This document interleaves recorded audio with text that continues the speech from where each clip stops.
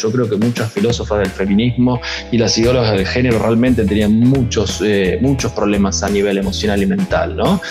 Un gran odio hacia ellas mismas, porque van a destruir justamente lo más esencial, insisto con la palabra, esa sustancia que diferencia a la mujer del hombre, que es la posibilidad de dar vida. Un saludo cordial de esta virtuosa comunidad. Estamos arrancando una vez más, domingo a las 23 horas, con un invitado de lujo que ya es habitual en este humilde hogar, que es nuestro amigo Pablo Carduso, licenciado en Psicología, creo que de las mentes más brillantes que tenemos hoy en Argentina. A mi humilde entender, creo que tendría que ser una de las personas que más seguidores tenga y gente que se suscriba a sus canales y que apoye su contenido, porque rompe lo que habitualmente se genera dentro de lo que es el ambiente de la cultura influencer, porque apuesta a una integralidad del ser humano y a un mensaje que ya no es solo la denuncia a la izquierda, sino un proyecto sólido y positivo en la construcción de una persona verdaderamente libre, una persona verdaderamente virtuosa. Yo aprendo muchísimo de él, invito desde ya a que todos lo sigan. Hoy vamos a hablar de un tópico que hace tiempo que quería trabajar, que es la mujer sin su hogar. La mujer ya que ha perdido el hogar. A veces se piensa que cuando la persona pierde su hogar se refieren rápidamente a una persona que ya no tiene su propia casa, que de repente se encuentra en otra patria, o que de repente ya no tiene contacto con su familia. Quizás haya un problema más de fondo. Quizás el hogar también refiera al corazón propio de la mujer, donde se ha visto ya separada de lo más íntimo de su ser y empieza de repente a estar, como diría Heidegger, allí arrojada al mundo, completamente eyectada al mundo. Hoy tenemos una mujer que se encuentra muy presionada por las ideologías.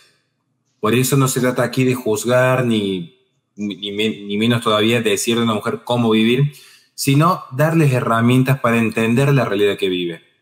Que sepa que está siendo coaccionada culturalmente a ciertos cánones. A veces cuando se habla del machismo, el heteropatriarcado, cuidado que en realidad los mismos cánones pueden aplicar al feminismo hoy.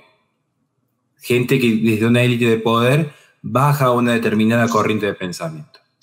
Por eso, bajo esta idea de la mujer ya sin su hogar y viendo cómo ataca el feminismo, ¿qué nos podría decir Pablo Carduso, licenciado en Psicología, respecto a cómo se configura en este momento la psiquis de una mujer que se encuentra constantemente presionada, ya sea desde Netflix hasta cuando cursa una materia en la UBA, con un mensaje que en principio parece hasta contraintuitivo, decir que la mujer es exactamente igual que el hombre y por lo tanto debe comportarse exactamente igual que el hombre y por lo tanto no hay nada que la define en su identidad, sino que va a ser de repente algún factor cultural a que determine qué es y cómo debe ser. Sin más preámbulos, profesor, muchísimas gracias por estar aquí. Hola Horacio, bueno, muchas gracias por las palabras de la introducción y gracias nuevamente por invitarme a tu canal. Pido disculpas, la vez pasada no pude estar porque estuve enfermo, así que gracias por la invitación nuevamente. A ver, yo creo que es un gran tema, ¿no? La mujer hoy en día, porque es la primera que, bajo mi humilde criterio, ¿no?, está atacada hoy. Pero ese ataque no proviene tanto de el hombre en general, haciendo la salvedad de que obviamente existe tanto la violencia, no la violencia de género, sino la violencia en sí misma, la cual no tiene sexualidad, del hombre hacia la mujer o la mujer hacia el hombre, pero se ve atacada en primera instancia porque se la quiere llevar a destruir en la esencialidad de lo que la compone a la mujer. Es decir, hombre y mujer partamos de la base o de la premisa que somos diferentes, ¿no? Las ideologías imperantes desde, por ejemplo, vamos a tomar la segunda ola del feminismo para acá, para ponerlo cronológicamente, ni hablar la tercera ola con el feminismo radical, lo que va a intentar hacer es una igualdad efímera y una igualdad básicamente ilusoria, que podemos parafrasear a Roger Scruton en la falacia de la utopía, ¿no? Esa falacia de la utopía que está compuesta justamente por el desarraigo de la idea de la realidad, ¿no? Cuando desarraigamos la idea de la realidad, no tiene un sustento sólido, pasan estas utopías, ¿no? Por eso él lo llama la falacia de la utopía. ¿Y por qué se ve atacada? Y porque hay una constante dentro mismo de las que la profesan, ¿no? Yo creo que muchas filósofas del feminismo y las ideólogas del género realmente tenían muchos problemas a nivel emocional y mental, ¿no? Un gran odio hacia ellas mismas, porque van a destruir justamente lo más esencial, insisto con la palabra, esa sustancia que diferencia a la mujer del hombre, que es la posibilidad de dar vida, ¿no? Nosotros no tenemos esa posibilidad, por más que hoy los medios te pongan a la persona trans que está embarazada y que ya hay que hacer tanto para tratar de entender cuándo es de un lado, cuándo es del otro, cuándo es hombre, cuándo es mujer, que la verdad no se termina entendiendo si no haces un gran ejercicio intelectual a veces, porque es muy confuso, ¿no? Porque justamente lo que se quiere llevar a confundir. Entonces es atacada desde ahí, ¿no? La mujer pareciese muchas veces que termina odiándose a sí misma, no porque se odia en realidad, sino porque le meten en la cabeza de que tienen que odiarse en cierto punto, ¿no? Y eso lo lleva como una reactividad, como una reacción adversa a generarse vidas vacuas, ¿no? Muchas veces, vidas muy hedonistas, vidas vanidosas, donde, por ejemplo, tomamos medios como el diario El País o TN aquí, donde sacan notas de lo que la mujer desperdicia del tiempo en maternidad, o, por ejemplo, qué feliz que es la maternidad después de los 40, ¿no? Cuando sabemos que después de los 35 años hay porcentajes muy altos de que esos embarazos nunca lleguen a término y que el 71% son vía cesárea, por ejemplo, y no parto natural. Entonces, yo creo que hay que pensarlo desde una integración en cuanto a tres variables, ¿no? La psíquica, que es lo que está pasando hoy en la mente de la mujer, la espiritual, donde hay un corrimiento obviamente de Dios y se va generalmente a buscar falsos dioses, y esos falsos dioses, parafraseando el padre Federico Hayton, ¿no? A lo que nos va a llevar es a la destrucción, sobre todo con falsas religiones como el budismo o filosofías existencialistas bastante vacías. Y por el otro lado, la última variable es la corporal, ¿no? Donde tenemos las famosas frases mi cuerpo, mi decisión, donde hay una pérdida completa de la dignidad, y ahí ingresa el aborto, obviamente, ideología de género y aborto. Entonces, en realidad se están atacando a ellas mismas. ¿Por qué? Porque es un ataque a lo más preciado y a la diferencia constitutiva de la mujer, que es la posibilidad de dar vida. A ver, no vayamos con cuentos, hombre y mujer se diferencian por la capacidad reproductiva, básicamente. Esa es la primera diferencia, ¿no? Y después tenemos otras. Por ejemplo, el feminismo de primera ola, el sufragismo, lo que querían era, y me parece muy bien, ¿no? Tener cierta presencia en cuanto a la educación, tener ciertos accesos igualitarios que el hombre en la sociedad, pero no iban desde las revoluciones sangrientas como a partir de ese feminismo más marxista, socialista, sino lo que buscaban era a partir de la política, bueno, tratar de tener ciertas reformas, ¿no? Y llevar a la mujer, por ejemplo, el voto. Eso estaba muy bien, o sea, estamos hablando que es una igualdad ante la ley, ¿no? No mediante la ley como se quiere hacer ahora. Por lo tanto, a partir de esa segunda ola, ¿no? Lo que se va haciendo es lo que decía Engels. Bueno, a ver, la primera forma de propiedad privada es la familia, entonces hay que ir a destruirla. Y se van a plantear esta lógica de opresor oprimido y esta lógica de proletario versus capitalista, que lo van a poner en la familia. Bueno, el hombre, decía Engels, es el burgués, y la mujer es el proletariado, que vive completamente oprimida, y lo que hay que hacer para que esto deje de ser así es romper la institución familia. A partir de ahí tenemos todo lo demás, ¿no? Podemos entender todo lo demás ya después con otras ideólogas como Simone de Beauvoir, Shulamit Firestone, Millet, podemos poner a Kollontai también, hay una feminista soviética, ¿no? Que decía que la patria comunista iba a ser aquella que iba a educar y criar y alimentar a tus hijos, ¿no? Por lo tanto, ahí vamos viendo cómo se va destruyendo. Estoy tratando de hacerlo muy simplista, pero para entender cómo la mujer hoy llega a despreciar la maternidad, a despreciarse a sí misma, porque cuando desprecian la maternidad están básicamente despreciándose a sí mismas, a tener estas vidas que buscan la satisfacción placentera constantemente, la carrera, los viajes, ¿no? Las las vestimentas, el intelectualismo, entre otras. Y bueno, es muy sacrificado, la verdad, tener un hijo. Recién fuera del aire hablábamos con Horacio de que lo peor que te puede pasar es que se te enferme un hijo, ¿no? Eso es lo peor que te puede pasar. Después todo pasa a segundo plano. Pero cuando uno no tiene un hijo, lo peor que te puede pasar es, ay, no puedes sacar el ticket para irme a Barcelona porque subió el dólar. Es lo peor que te puede pasar, ¿no? O cosas así, que no estamos diciendo que esté mal ni viajar ni nada de eso, pero hay un corrimiento, haciendo una analogía con la astrología, por ejemplo, que corre a Dios y pone un planeta que te dice lo que tenés que hacer. Acá hay un corrimiento de las bases. Bueno, salimos de la familia como lo nuclear y lo principal a todas esas satisfacciones propias, vanidosas, que nos llevan justamente a que la cronología siga avanzando. Después muchas se dan cuenta de que realmente tenían el deseo de querer ser madres, pero porque consumieron mucha tele, muchos influencers, etcétera, decidieron que no y ven que no pueden. Y ahí después vienen obviamente los grandes negocios, fertilidad, etcétera. Traté de hacerlo lo más rápido posible para tratar de explicar un poco el inicio.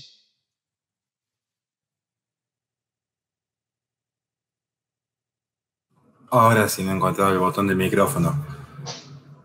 Más que clara la explicación, y agradeciendo enormemente a Víctor Carrillo por permitirnos tener las actividades que estamos desarrollando, que por cierto vamos a estar en México brevemente, ya en noviembre, confirmado en 10 ciudades. Vamos a estar, lo que me acuerdo, Monterrey, Guadalajara. Sé que cierro en Cancún. El resto, preguntan ahí a Think Tankers, que yo dije, yo agarro el bolso al hombre y bueno, donde haya quiera predicar la verdad de Cristo, allí estaremos. El punto acá. Magnífica exposición respecto a la alienación que realiza una corriente de izquierda sobre la mujer. Acá quiero hacer un pequeñísimo aporte. Muchas veces dicen que la izquierda, de hecho mucha gente de izquierda dice, corrijo los términos, que en realidad es la iglesia, la propiedad privada, la familia, los cuerpos intermedios, los que generan una alienación del proletario sobre la realidad en sí tal como es. Habría que discutir si se puede llegar a reconocer en las últimas causas toda la realidad. Es una discusión bastante interesante, por cierto. Lo que a mí me parece, viendo los propios argumentos de ellos, es que hoy ellos están alienando a la mujer. Lejos de liberarla, lo que han hecho es someterla. Curiosamente, ellos, en nombre de la liberación, lo que hicieron fue el sometimiento a la mujer a ser una mera unidad de consumo y de producción. Digamos, ellos la han materializado. Ellos que se quejan de la objetivización que realiza el machismo sobre la mujer en términos de ellos, lo que hacen es objetivizarla más que nadie, porque ya no la ven como un ser íntegro, cuerpo, mente y alma, sino que la reducen a su relación material. Es el gran vicio que tienen las ideologías materialistas. Bueno, todas las ideologías tienen su vicio, pero dentro del materialismo el gran vicio es desconocer la forma, desconocer los trascendentales, los cuatro trascendentales del ente, y desconocer particularmente los modos específicos de ser. Que los modos específicos de ser se imprimen sobre la materia. Los modos de ser se imprimen sobre la materia, pero no son la materia. Digo esto porque he visto que hay mucha gente que habla de marxismo cultural. Miren, marxismo cultural es un término muy simple de utilizar, yo lo entiendo, respeto lo que lo hacen, porque es una forma didáctica de enseñar. Y yo creo que el que habla de marxismo cultural es muy didáctico, se da a entender, y esto es un bien, darse a entender. Ahora, filosóficamente decir marxismo cultural es una contradicción de principio a fin, por donde se mire. O sea, no resiste un debate filosófico porque no es aplicable. ¿A qué voy con esto? Que hay que empezar a cuidar un poco más el concepto fundamental de forma y no quedarse en la materia. Digo esto como una autocrítica del espacio de derecha, que a veces reducen que es vida desde la concepción como si solo la materia fuese el concepto de vida. Y si vamos a un debate serio habría un problema ahí si reducimos todo lo material. Es hombre porque nació hombre, y yo digo, esperemos un poco, que las propias feministas dicen, mujer no se nace, se hace. Pero ellos están reconociendo que nace hombre. Ellos cuando dicen, desconocen el factor biológico, no, perdón, hay que leer en profundidad, no desconocen el factor biológico, lo que hacen es simplemente no darle la trascendencia como elemento constitutivo del ser. Ahora, lo que hay que evitar son los vicios, o sea, porque si nos quejamos de que la mujer no se nace, y decimos, no, si se nace mujer, yo digo, bueno, a ver, no por criticar el idealismo, voy a caer en el materialismo. Se nace y se hace. Es un amalgamiento. A mí no sé mi postura, además esto de discutir, estamos hablando de filosofía, y en filosofía es donde más verdades trascendentales hay, donde más se discute, y de hecho donde más conocimiento falseable de qué es la ciencia se discute menos. Estas son las paradojas que se generan. Antes de hacer la siguiente pregunta, acá le pregunta Víctor Carrillo a usted, profesor, ¿qué opinión tienen de encontrar una pareja en estos tiempos? Es que hoy es un tema muy complicado, la mujer mayoría no busca matrimonio, solo hipergamia. Amigo, justo hoy hablaba con una conocida sobre el concepto de hipergamia. Qué interesante pregunta. ¿Qué opina usted, profesor, de esta pregunta muy interesante que nos hacen? Es una pregunta muy interesante que escucho muy seguido en las consultas. Yo atiendo un nicho particular. Muchos de mis consultantes son muy practicantes, católicos, y dicen, bueno, tanto hombre como mujer, esto no solamente es del hombre hacia la mujer, sino también mucho de la mujer hacia el hombre. Es bueno, ¿a quién encuentro? Si la sociedad está muy complicada, lo único que quieren es justamente la hipergamia, lo único que quieren son relaciones fugaces y efímeras, y ante el primer conflicto, la cultura del descarte hace que cada uno se vaya por su lado. ¿Qué podríamos decir acerca de esto? Que existen las posibilidades, el tema que muchas veces se entra en una espiral del silencio, es decir, en que pareciese que la mayoría son aquellos que siguen este camino que planteaba esta persona de la liberación sexual y de que nada importa, y en realidad hay más de lo que se piensan de personas que están buscando relaciones y vínculos serios, estables, concretos y desde Dios, muchos, pero pareciese que no existe eso tanto hoy y caen en una desesperanza, ¿no? Es como la desesperanza aprendida, aquel experimento donde había un ratoncito en un laboratorio y nunca podía salir, y un día le sacaron, en un laboratorio, en un laberinto, un día le sacaron el laberinto, abrieron la puerta y el ratoncito no salía, no se movía. ¿Por qué? Porque aprendió a desesperanzarse, ¿no? Que no tenía opciones o posibilidades de salida porque lo intentó un par de veces y no tuvo éxito. Entonces, en este caso pareciese lo mismo. Yo diría que afilen la búsqueda en los ambientes, sobre todo, que tiene que serlo. No van a ir a encontrar, bueno, Dios lo hace todo posible, ¿no? Pero es difícil encontrarlo en algunos ambientes con lo que realmente la persona está buscando más desde la profundidad, y tener la posibilidad también de encomendarse a que Dios tiene un plan para cada uno, y que si uno pone el oído para tratar de escuchar dónde, cómo y cuándo, eso puede suceder. Entonces, a no desanimarse y a no entrar en espiral del silencio, que es, bueno, no exigían la desesperanza, ¿no? Ese es como mi consejo. Muy claro, profesor. Y en este sentido, quiero pasar a un tópico que me interesa bastante. Y esto lo voy a explicar desde la manera más simple que pueda surgir desde mi ignorancia. Pues no quisiera que se malinterprete, y a veces el manejo de las redes sociales genera ciertas confusiones. Yo no tengo la teoría liberal de que hay una suerte de ética minimalista. Yo soy consciente de que ciertos poderes, estoy tomando de Spider-Man de hecho, así que no se rían, pero un gran poder conlleva una gran responsabilidad. De hecho, yo creo que eso tiene una gran verdad. Para el que no sepa, Spider-Man fue creado por Steve Ditko, que era un objetivista. Entonces, aunque yo no comparto la filosofía liberal, hay una razón filosófica en esa frase.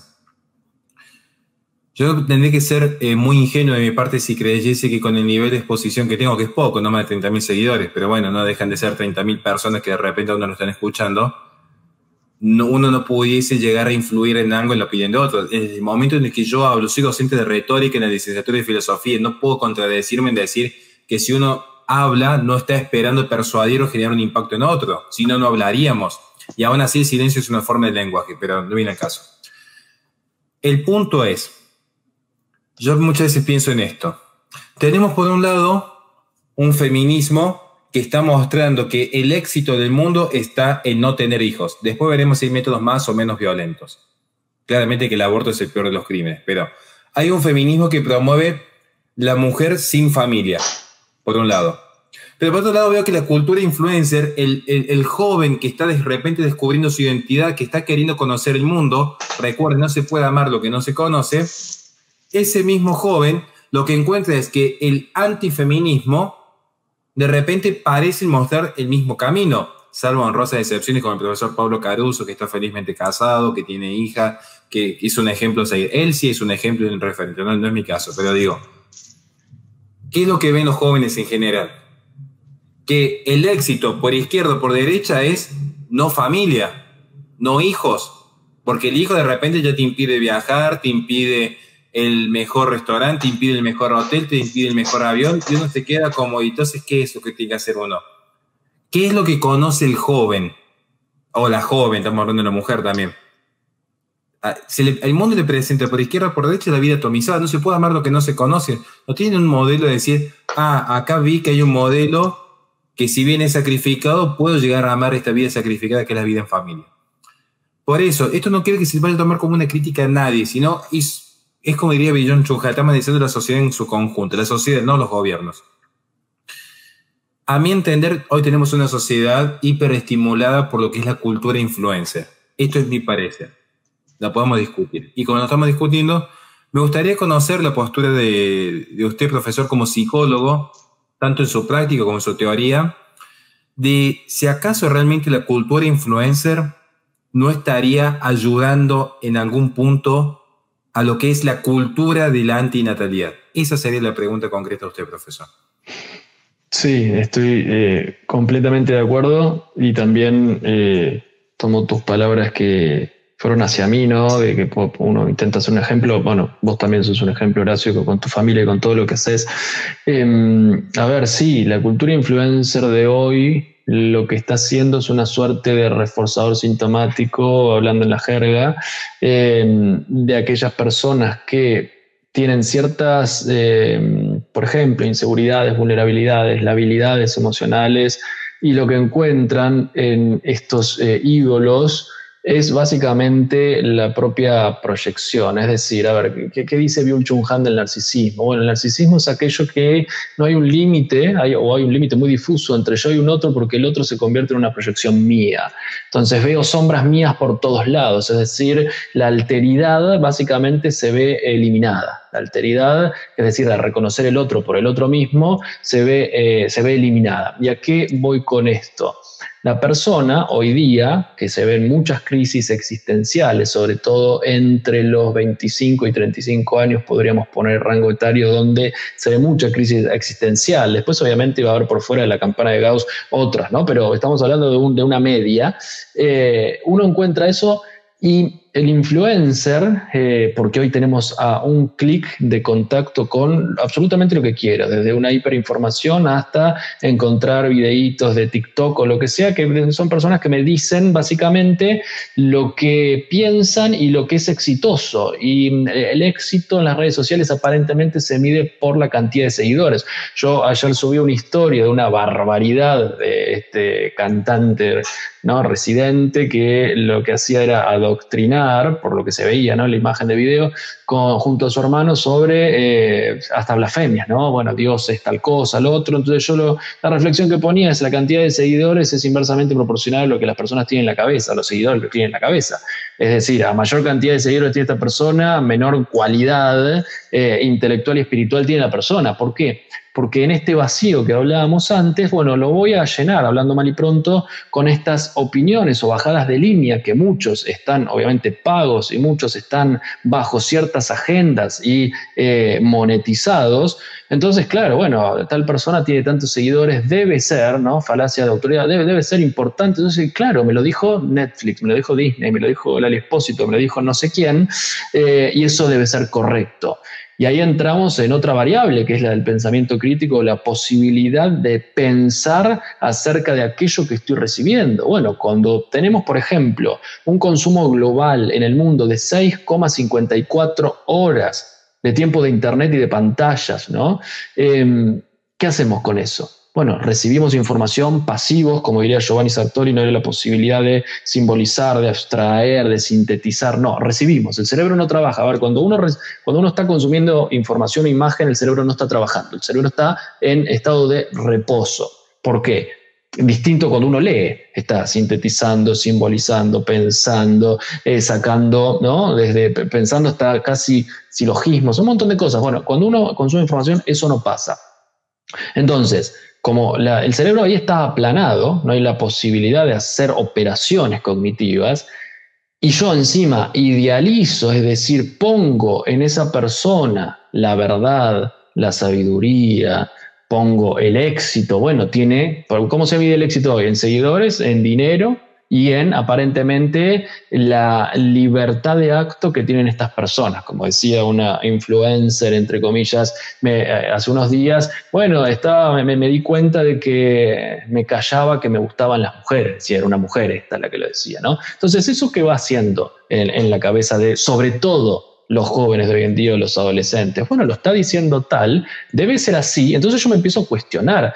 Erik Erikson va a hablar de las etapas vitales y justamente entre más o menos los 16, 17 y 24 le dice que se rigen por el orden ideológico, y en el orden ideológico entra justamente la cultura de influencer. Y obviamente hoy los influencers que tienen la mayor cantidad de seguidores, midiendo el éxito como la cuantía de los mismos, son aquellos que no tienen ni nuestros discursos, salvo excepciones, ¿no? Dentro de nuestro ambiente, como, Agustín Laje, vos mismo, no sé, que tenés un montón de seguidores. Yo no soy el caso, obviamente, porque el discurso no es ni políticamente correcto, ni muchas veces escuchado. A mí, dentro de los ámbitos religiosos, la mayoría de las personas que conozco me ha dejado de seguir, por lo que digo en las redes sociales, porque no es políticamente correcto, porque no es querer, no se quiere escuchar que, por ejemplo, es una contradicción en sí mismo, hablando aristotélicamente, que un católico no puede ser abortista. O sea, no se quiere escuchar, por ejemplo, eso, ¿no? Entre otras cosas. Por lo tanto, la cultura influencer influye, ¿no? Haciendo una redundancia, muchísimo en la mente de las personas hoy, porque no está la posibilidad de abstraer y criticar y pensar sobre aquel discurso que estoy recibiendo. Lo tomo como una verdad, lo genero dentro de mí como una premisa de vida y voy pasando de la potencia al acto, podríamos decir, a hacer esa consecución de lo que me están bajando. Por lo tanto, ¿qué hay que hacer? Empezar a apagar un poco las pantallas, a pensar un poquitito más, a formarse en diversos temas, a entender cómo funciona el mundo hoy día, y ahí va a haber por lo menos la posibilidad de pensar de, bueno, lo que está diciendo, ¿es cierto? ¿No es cierto? Y no tomarlo como una verdad absolutizada como consecuencia de mi idealización de aquellas personas que son para el mundo hoy completamente exitosas. Horacio y yo vamos a empezar que no lo son, creo, pero para el mundo son completamente exitosas. Por lo tanto, la cultura del influencer hoy es muy importante, y se necesitan más influencers desde este lado, podríamos decir, ¿no?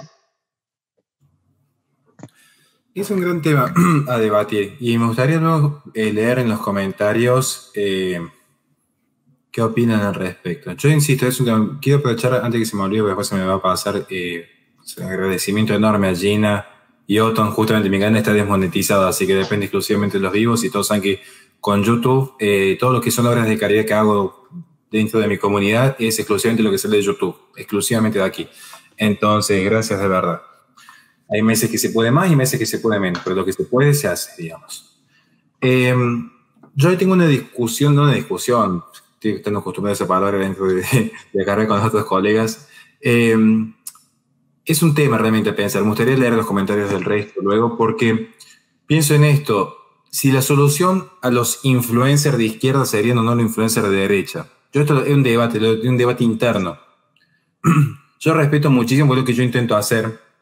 Yo no voy a negar que a veces yo me tomo en broma a mí mismo cuando digo yo soy un influencer de derecha, o a veces estamos con otros profesores y digo, es la ventaja de ser youtuber, que entramos por donde queremos, o no hacen descuentos, pues a veces hago ese chiste. Pero yo no sé si realmente no terminaremos en algún punto profundizando el problema, porque lo que estamos diciendo es, bueno, estamos discutiendo cómo resistir a la izquierda, y yo creo que sí somos una resistencia. Por algo el programa nuestro se llama La Resistencia. Es más, ahora tengo un nuevo programa de radio, se llama Resistiendo a la Posmodernidad. Estamos resistiendo, pero también pienso por otro lado, estamos a su vez legitimando lo que es la ontología digital. Sí es que se puede hablar de ontología digital, hay una discusión sobre el ser digital, pero en algún punto yo pienso, me gustaría realmente saber qué piensa la gente, si quizás nuestra mejor batalla cultural sea o no sea entre las redes. Yo digo en este punto que mi postura, me gustaría escuchar a usted, profesor, antes de pasar al último panel, para conocer su opinión sinceramente. Yo creo que acá soy muy aristotélico. Hay un punto de prudencia. Yo en ese sentido, por eso me encanta citar siempre los mismos ejemplos en mi otro canal. La prudencia en ese sentido. ¿En qué sentido la prudencia? Usar las redes sociales creo que es una herramienta. Usted lo usa, yo las uso, estamos en un vivo. y gracias a este video mucha gente puede estar de repente escuchando algo que nunca escuchó en su vida. Como siempre le digo cuando estuvimos en Colombia a los chicos, les decía siempre la misma clase, caminen por la vida de tal manera que una persona que jamás en su vida que haya leído una Biblia, cuando los ven caminar a ustedes hacen una Biblia abierta, en cada palabra, en cada acción. Creo que es útil la red social. Yo en ese sentido creo que es útil, si uno lo usa virtuosamente. Yo creo que el riesgo es que mucha gente nos tome de ejemplo, para mí sería un gran peligro, y que consuman ciegamente nuestro contenido, que no discutan lo que nosotros planteamos, que no se lo cuestionen, que crean que el éxito. A mí me pasó cuando una vuelta estaba en Colombia hace poco, le pregunté a los chicos, bueno, ¿y ustedes qué quieren ser de grande? Y hubo muchos que me dijeron, bueno, yo quiero ser influencer como Laje, yo quiero ser como Mamela. Claro, yo dije, epa, porque solamente me acuerdo que 2 me contestaron, que eran 2 chicas, no, yo quiero casarme y quedarme en casa cuidando a los hijos. Yo dije, yo sí me pregunto, ¿y qué estaremos haciendo mal los que estamos de este lado? Si la mayoría de los que nos siguen de repente quieren un modelo sin familia. Digo, esto creo que es como una autocrítica de la cual yo me hago cargo plenamente de todos los errores que tengo. Por eso digo, no es que cuestión de decir, digo, fue un golpe muy fuerte en ese momento ver que había chicos que aspiraban, siendo entre comillas de derecha, que aspiraban más al hotel y el viaje que al sentido trascendente, ser docente, ser sacerdote, ser papá. No estoy diciendo que solamente tengas que ser papá o mamá, estoy diciendo no caer en la frivolidad del influencer, porque Mamela y Laje son más que influencer. Mamela y Laje son intelectuales que trabajan, que escriben, que viajan, que sacrifican estar con la familia para llevar su verdad. Entonces digo, sepamos ver qué imitar de ellos, y no solo lo que se expone en redes. Esto, no sé cómo se ve su postura al respecto, profesor. Sí, a ver, concuerdo, porque el riesgo es de caer en lo mismo, ¿no? Si se siguen los mismos actos que los influencers que están, vamos a ver la famosa grieta, del otro lado, y sí se va a tender a idealizar a muchos, ¿no? Nombre propio X, porque, bueno, mirá qué bien que hace, mirá cuánto viaja, las conferencias y los libros, 1000 conferencias por día, las charlas, los talleres, eso todos lo vemos en las redes sociales con determinadas personas, pero lo que cambia es la génesis, ¿no? O la sustancia. ¿Cuál sería la misión que hay por detrás? Pero la misión del influencer X, que lo que hace es decir, no seas madre, como el otro día salió una chica que tiene como 80.000 seguidores en TikTok y puso un decálogo de por qué no ser madre, ¿no? Porque tengo traumas emocionales, porque no puedo viajar, porque no puedo terminar mi carrera, un montón de cosas ponía. En realidad no hay ninguna misión trascendente, o la misión puede ser la destrucción justamente, pero detrás de estas personas que vos mencionabas, Mamela, Agustín, etcétera, vos mismo, Nicolás Márquez, etcétera, hay una misión por detrás. ¿Cuál es la misión? Podríamos decir, ¿no? Bueno, la conservación de los valores, de la fe, de la libertad, de la familia, y es realmente admirable. Por lo tanto, yo, en mi humilde opinión, pondría esa pequeña diferencia. Sí, utilizar las redes sociales de manera prudente, ¿no? Como una virtud, justamente desde el camino virtuoso, y no usarla en exceso o como idealización, porque pues, se puede caer otra vez en lo mismo, la idealización de determinados personajes. A ver, todos los que humildemente, más menos seguidores, más menos conferencias, más menos lo que sea, todos tenemos defectos. A mí me ha pasado, vos sos psicólogo, no tenés ningún problema. No, justamente soy psicólogo porque sí, he tenido y tengo problemas, ¿no?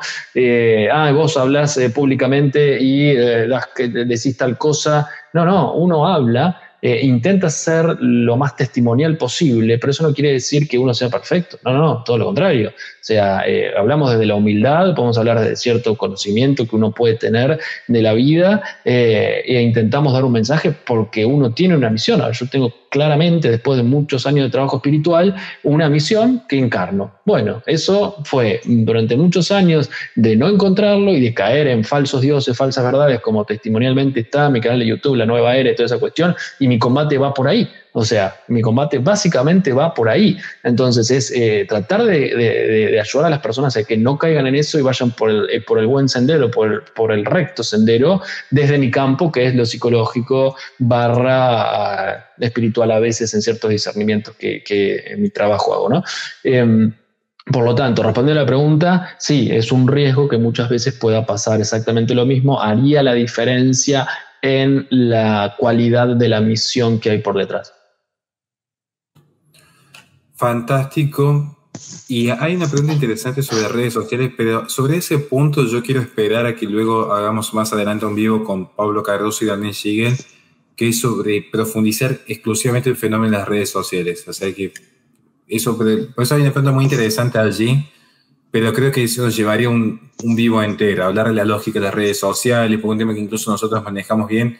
En el caso mío, desde la labor periodística, lo que ha sido TikTok, el manejo de Twitter, cómo hoy el poder en términos de Foucault no es un poder destructivo, sino que es un poder creador, un poder para crear la realidad.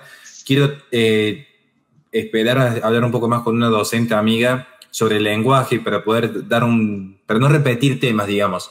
¿Qué es el lenguaje realmente? Si construye o no construye realidades. Yo he notado en los últimos tiempos que mucha gente de derecha se aventura a decir no, hay una verdad por sí misma que no depende del lenguaje, pero luego la experiencia demuestra que no es así, que mucho se construye desde el lenguaje. No estoy diciendo que yo digo la palabra pared y la pared se levanta, pero ciertas palabras, y yo lo veo con mis hijas, ciertas palabras dichas en ciertos contextos puede cambiar que un niño siga intentando dar el monopatín o que lo tire y ya siente que no puede, por una simple palabra que dice el padre. Entonces el niño ha construido en su mente una realidad que es si puedo o no puedo, y lo he visto yo como experiencia propia con mis propias hijas, la diferencia entre si puedo o no puedo. Entonces digo, yo realmente a mí me cuesta mucho porque siento como que en algún punto somos muy inmaduros para las discusiones. Es como que si uno le cede un poquito a la izquierda, ya sos de izquierda. Y después se nos confunde con los socialdemócratas o los centristas, que ellos siempre van a jugar a la izquierda, que dicen, no, la realidad del lenguaje, y usted como psicólogo debe saber mejor que nadie, tiene un rol preponderante. Primero, que no se puede pensar sin lenguaje. No se puede pensar. Hay una discusión, yo sostengo que no. Segundo, el lenguaje es una cuestión necesaria, cultural, y lo que hace las redes sociales en esta necesidad del lenguaje es hiperestimular la comunicación. Pero la comunicación a su vez no es lenguaje. Pero a su vez los algoritmos son una forma específica del lenguaje. Entonces, acá vemos la complejidad. Por eso, esto lo quiero esperar para hablar con el profesor Daniel Schigel, que es doctor en filosofía, con un psicólogo. Creo que sería un vivo muy interesante.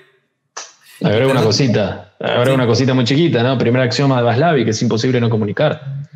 Por lo tanto, todo es comunicación, ya sea con palabra, con el logos, o ya sea hasta mismo con silencios, gestos, ¿no? Lenguaje no verbal. O sea, podríamos decirlo desde ese axioma que no hay manera de no comunicar. Y claramente, con esto cierro, ¿no? Las palabras generan representaciones mentales en la persona, y esa representación probablemente pueda generar un acto posterior, y es este del puedo o no puedo. Entonces, ojo con lo que se dice y cómo se dice. Por algo tenemos, ¿no?, como la agenda influye en el lenguaje, donde, por ejemplo, me voy por las ramas, perdón, ¿no?, pero no se dice la palabra aborto, se dice interrupción del embarazo. No, qué interrupción. O sea, reviente están haciendo ahí adentro. No, pero no lo digan porque eso representa la cabeza de las personas. Bueno, perdón que me metí en tus palabras. Pero es que coincido, y de hecho, a ver, yo no podría dar retórica si no supiese lo que es el arte de persuadir. No es lo mismo decir a una persona abortista como lo que suena decir, bueno, es una persona que piensa diferente. Entonces, cuando dicen que el lenguaje no construye realidad, construye a tal punto que si no creyésemos que el lenguaje construye realidad, no estaríamos discutiendo el niñe o el elle. Ni siquiera estaríamos dando la batalla cultural. Si yo no creo que Netflix pueda adoctrinar, porque hay muchos liberales que dicen, no, porque es una empresa privada. No, que adoctrinar el privado y el público. Porque si yo no creo en la batalla cultural, no tendré que crear ni la propaganda ni la publicidad. Que el libro de Domenech, que se estudia el mismo que en ciencias políticas. Entonces la discusión no es si lo pago o no lo pago. El problema es si terminan reconfigurando o no una ingeniería social sobre la mente de las personas. Esta es la gran discusión de fondo. Porque la libertad se pierde así uno entre voluntariamente a la esclavitud o sea coaccionado. Objetivamente, en la esclavitud no hay libertad. Luego veremos si uno entró voluntariamente o no. Igualmente, si es voluntario, habría que discutir si es voluntario el ingreso de esclavitud. Habría que discutir, porque uno cuando empieza a indagar, esto se ve mucho sobre todo, me acuerdo que nosotros lo estuvimos en teoría del conocimiento. En teoría el conocimiento se ve muchísimo esto. Las personas que dicen, no, yo conozco, yo creo. Mire, conocer, creer van de la mano. Que de hecho el conocimiento es creencia verdadera y fundada. Y lo que no se conoce no se ama. Y si yo te hago conocer solo la esclavitud, con la venta de los productos y no te hago conocer la realidad, ¿dónde está la libertad para elegir? Bueno, ya no vamos a ir al tema. Profesor, último tópico para no quitarle más tiempo. Hay una pregunta que me gustaría escucharle a usted, que es la siguiente. Cuando se habla de la mujer sin hogar, a veces se habla de que pareciera ser que la mujer está llamada a ser madre. Una forma de conceptualizar mujer es aquel ente orgánico perteneciente al género humano que alberga la potencialidad de engendrar vida y llevarla en su interior. Un concepto muy rápido, mujer. Ahora, hay muchas mujeres que no son madres porque han decidido llevar una vida religiosa, que no son madres porque simplemente no pueden porque la naturaleza así lo dispuso, porque han tenido la pérdida de un embarazo, porque han sufrido algún trauma, porque han tenido millones de factores. Es una evidencia que no todas las mujeres pueden ser madres o quieren ser madres.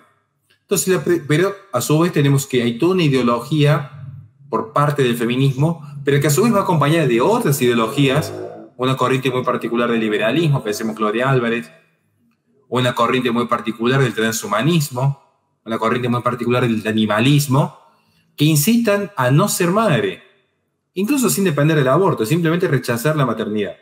No hace falta que aborten, no tener hijos es el punto. ¿Qué sucede con la maternidad, profesor? Desde su área, que es la psicología, ¿es un mandato social o es que hay algo por detrás en la naturaleza humana que llama a la mujer a ser madre? ¿O será un poco de ambas? Bien, a ver, desde lo estrictamente de mi disciplina, como mi disciplina es muy zurda en cierto punto, te van a decir que, no, bueno, sí, es la decisión de la mujer y está bien porque sigue determinadas ideas o objetivos en la vida y la maternidad es una traba. Y bueno, y muchas veces muchos psicólogos van a apoyar esto y lo van a potenciar, sobre todo eso lamentablemente en mi campo pasa muchísimo. ¿Cuál es mi postura? Que no forzosamente tiene que ser la correcta, yo digo cuál es mi postura.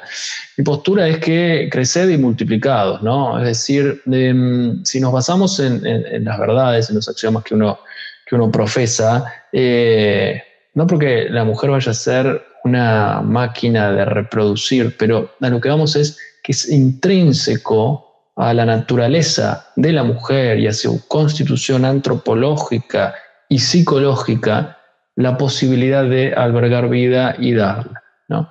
En psicología se habla mucho del vacío y de la falta, ¿no?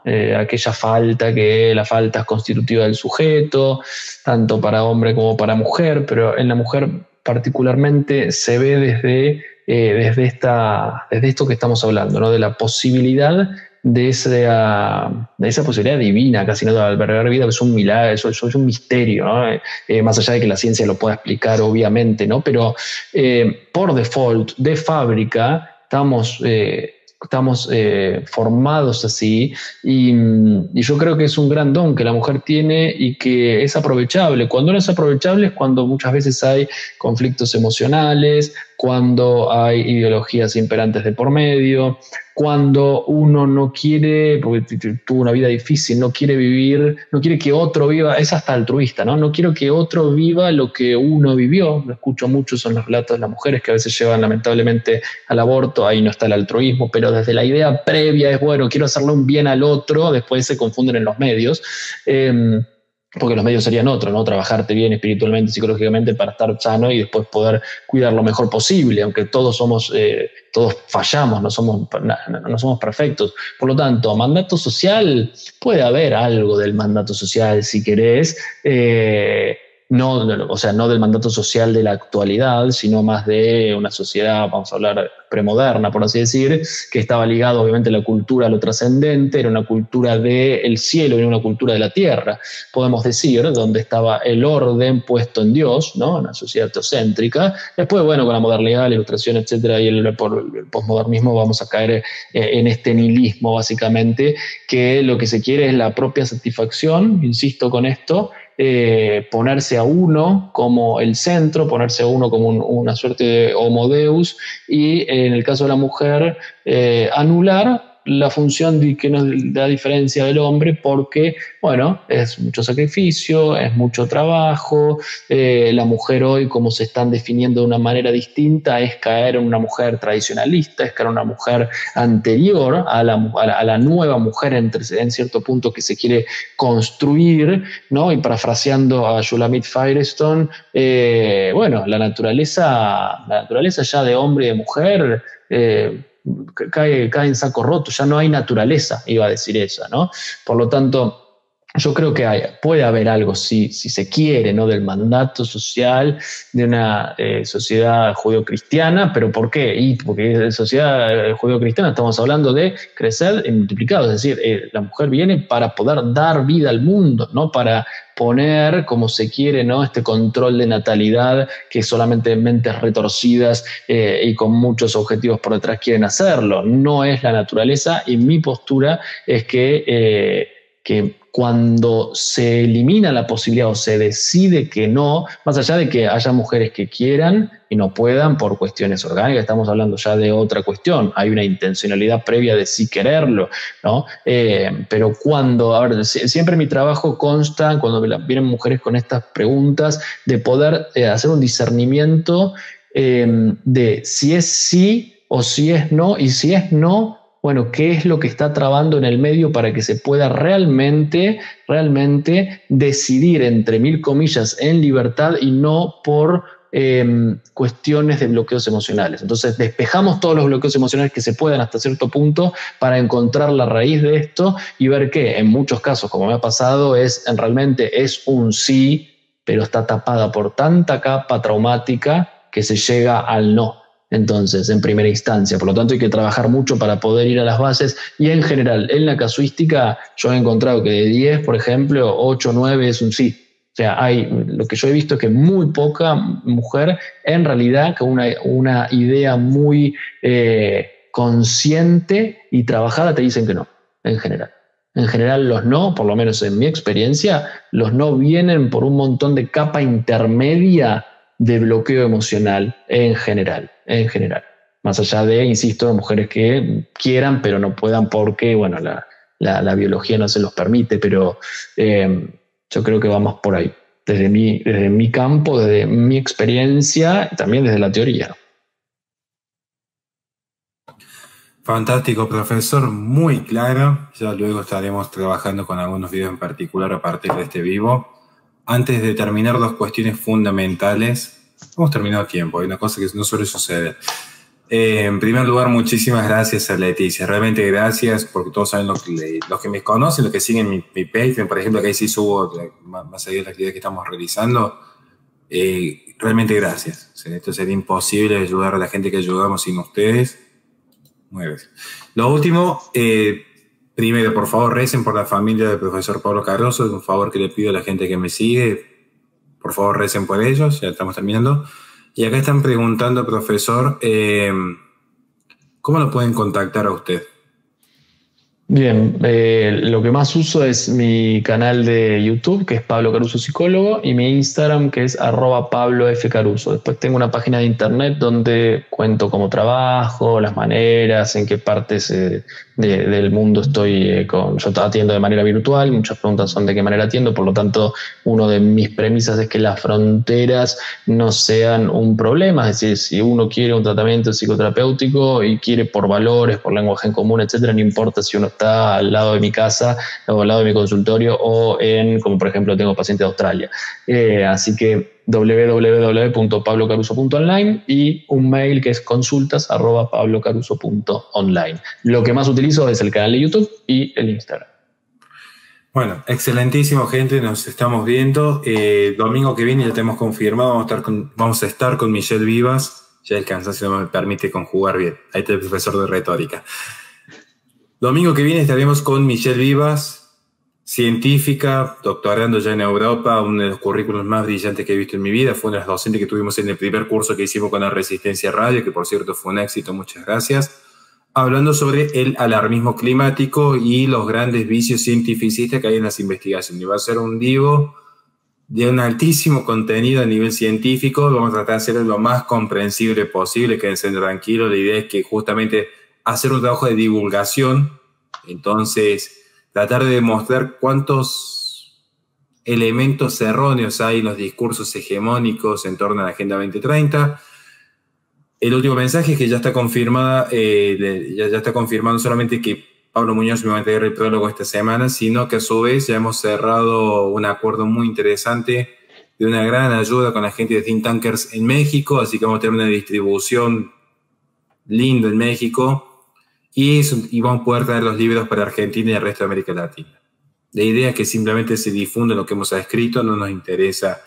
Como siempre digo, no hacemos esto para ganar dinero, simplemente para que se difunda, por eso va a ser muy accesible para todos, que se sepa la verdad detrás del ecologismo. Son 4 años de investigación dedicados de lleno a ese tema, así que muy felices. Nada más, gente, por favor recuerden, recen por Pablo Cardoso y su familia. Nos vemos mañana en twitch.tv/la-resistencia de 6 a 9, el programa radial que tenemos. Y atentos, vamos a tener un vivo especial durante la semana, anunciando nuestro próximo programa radial también. Va a ser más editorial ese programa en particular, pero vamos a ver qué se puede aprender. Nos vemos, gente, y bendecida semana. Hasta luego.